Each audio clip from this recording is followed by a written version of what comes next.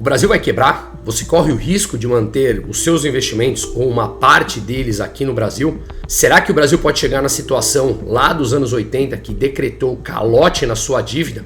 É isso que nós vamos falar numa série de 2 vídeos.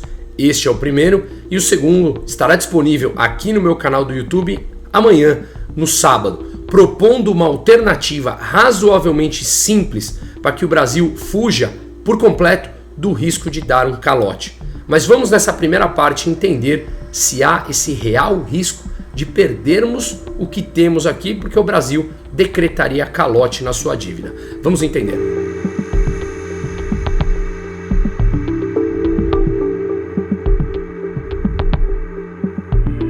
Na semana passada eu fiz um vídeo explicando o balanço de pagamentos sob a ótica do Trump, para mostrar como nos Estados Unidos o déficit que eles apresentam em conta corrente e o déficit comercial exige que o país deficitário precisa ser financiado pelo exterior. Portanto, isso acarretaria em mais dívidas se ele usasse esse capital para justamente gastar para sustentar um Estado que não para de crescer. Ele poderia investir esse dinheiro e esse investimento ter um resultado maior do que o custo da dívida. Mas está detalhado lá no vídeo e vale a pena, está com mais de 150 mil visualizações e é extremamente importante para conhecer o funcionamento dos fluxos de capital.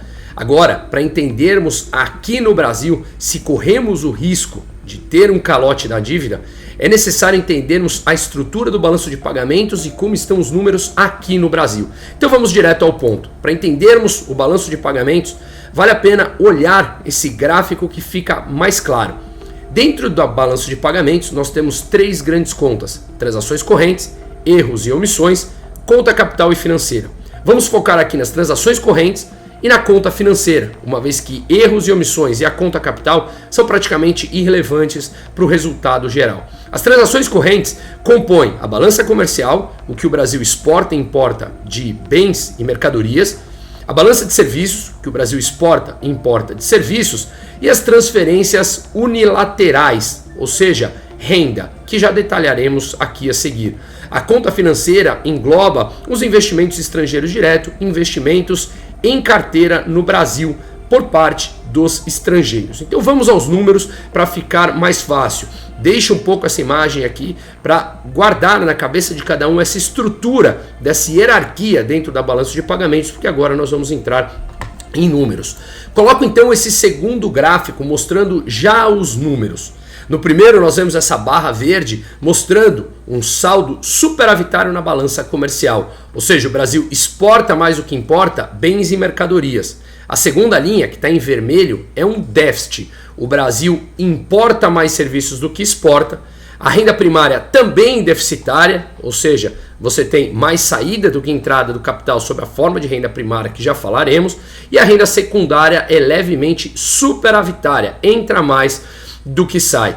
Isso tudo, saldo da balança comercial, da balança de serviços, renda primária e renda secundária, compõe as transações correntes, que no Brasil é deficitária, como vemos nesse gráfico, e já falaremos dos números. Investimento estrangeiro direto positivo e investimentos em carteira deficitário, e as reservas internacionais brasileiras que são positivas. Vou manter esse gráfico na tela para falar agora especificamente dos números. A balança comercial ela é superavitária em 66 bilhões de dólares no ano de 2024, ou seja, o Brasil exportou 66 bilhões de dólares a mais do que ele importou. Vale frisar que teve uma redução de quase 30% nesse saldo comercial frente ao ano de 2023, que o Brasil apresentou um saldo superavitário de quase 100 bilhões de dólares, que havia sido recorde. Caiu para 66 bilhões, mas ainda superavitário. O déficit em serviços ele foi de 49,7 bilhões. O Brasil exportou menos do que importou no montante de 47 bilhões de dólares.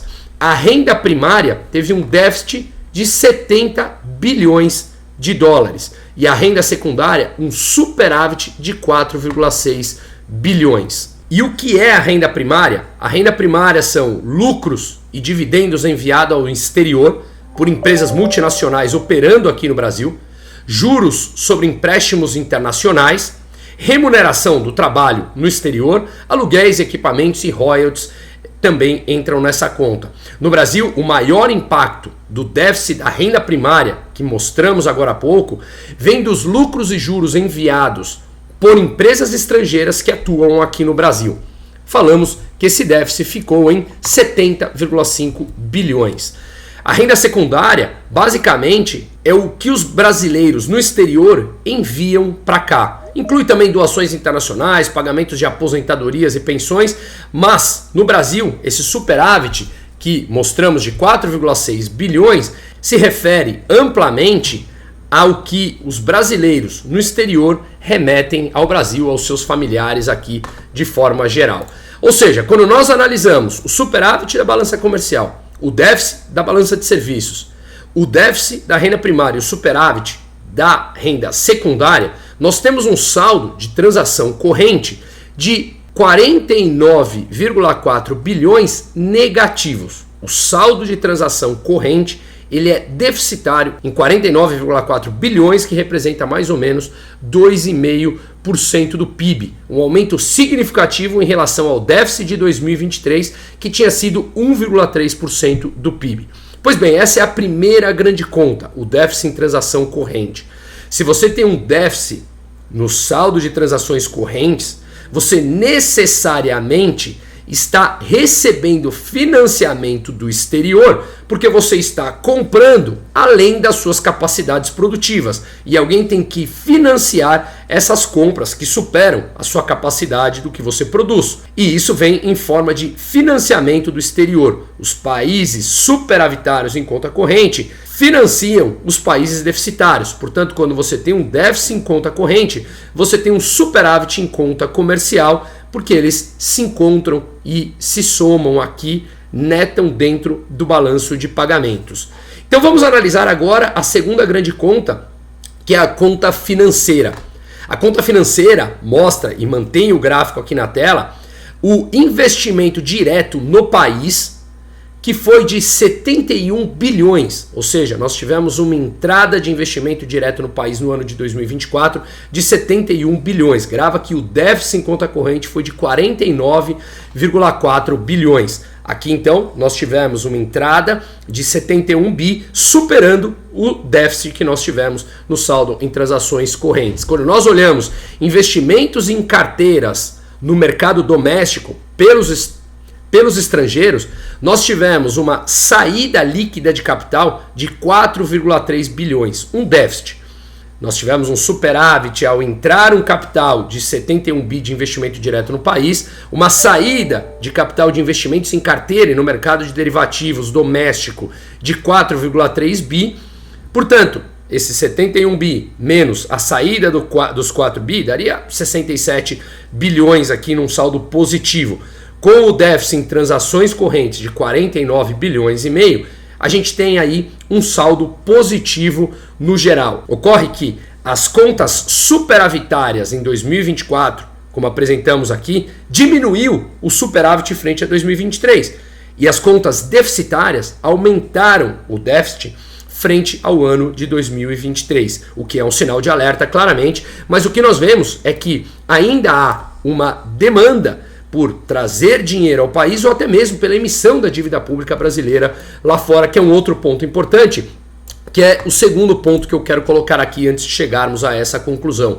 Se olharmos o perfil da dívida pública brasileira, ela também é preocupante. Segundo o próprio governo, através da Agência Brasil, nós conseguimos ver a composição da dívida pública federal.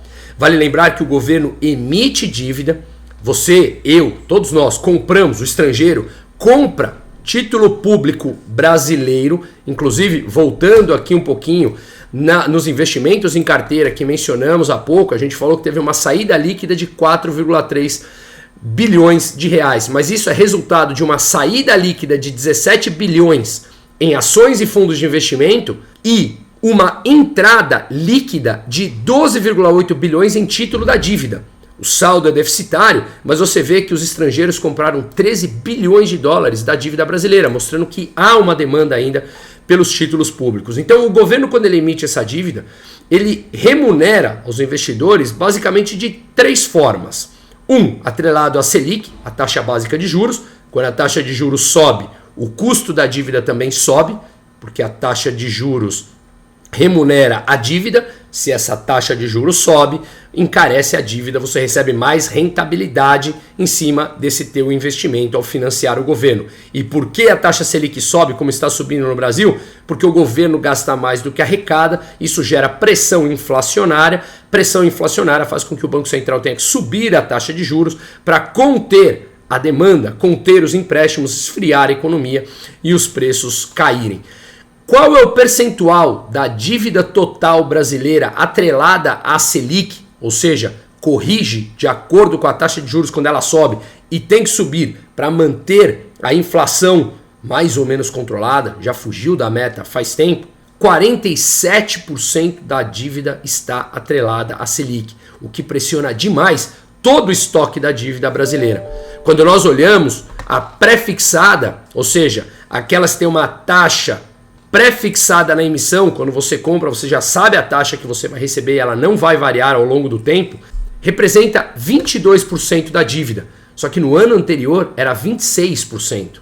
Ou seja, menos pessoas, investidores, estão dispostos a emprestar dinheiro para o governo a uma taxa pré-fixada. Agora a gente tem falado bastante isso lá para os nossos clientes, justamente porque com a taxa mais alta parece que a taxa de juros está chegando muito próximo, se não já chegou no ciclo de alta, não deverá subir muito mais do que isso ou subir mais do que isso, portanto começa a apresentar oportunidades que a gente vem falando para os nossos clientes aqui. Inclusive, a gente debate diariamente, eu participando diariamente desses grupos de debate, dentro da minha comunidade Liberdade Sem Fronteiras, que eu deixo o QR Code aqui na tela. Junte-se a nós, a gente precisa debater mais. Lá a gente fala sobre política, investimento, economia, os bastidores do meu documentário. Eu vou lançar agora no final do mês o que eu vivi em El Salvador no ano passado.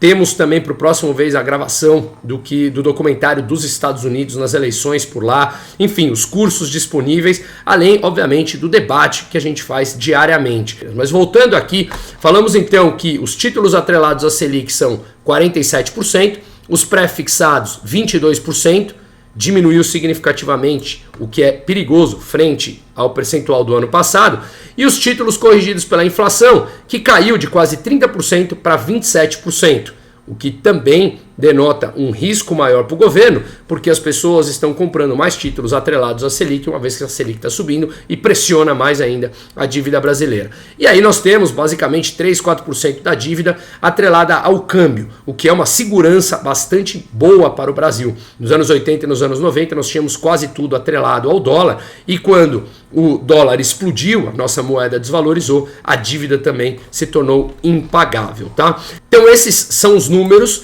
e a gente vê que o próprio FMI fala em uma dívida bruta do Brasil perto de 100% do PIB, quando a média dos países emergentes é 73% do PIB. Hoje, segundo a própria metodologia do FMI, que leva em consideração todos os títulos emitidos e não apenas aqueles que estão em mãos do mercado, dos investidores, a dívida pública frente ao PIB do Brasil já está na casa dos 87% e, segundo suas próprias projeções, cálculos matemáticos simples, ao manter o gasto público nessa crescente, atingirá 100% do PIB em 2029 e teremos a 15ª maior dívida pública do mundo.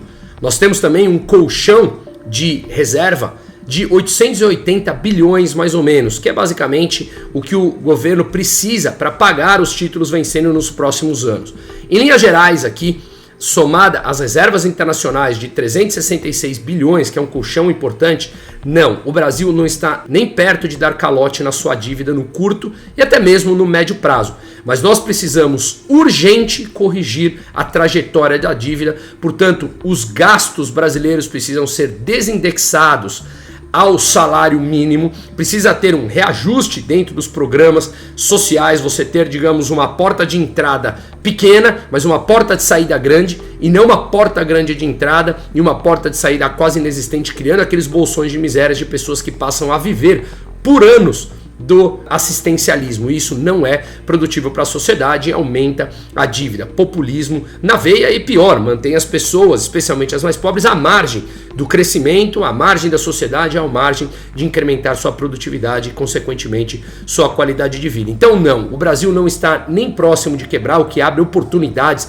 como a gente vem falando há tempos aqui ao separar o emocional do racional dos investimentos. Separe o emocional do racional, há oportunidades, mesmo assim dolarize uma parte do seu patrimônio, a gente fala isso, junte-se a nós, a gente debate muito isso, sobre a parte de investimentos, de novo, ou você pode acessar o brunomusa.com.br/investimento no singular, a gente fala sobre isso também e vai ser um prazer contar com você nesse debate diariamente. Então não, o Brasil não corre o risco de quebrar no curto ou no médio prazo, tem imensas oportunidades analisando de forma racional e como o gringo está olhando o Brasil, há sinais importantes que podemos ter uma mudança, devemos ter uma mudança em 2027, mas como fazer isso?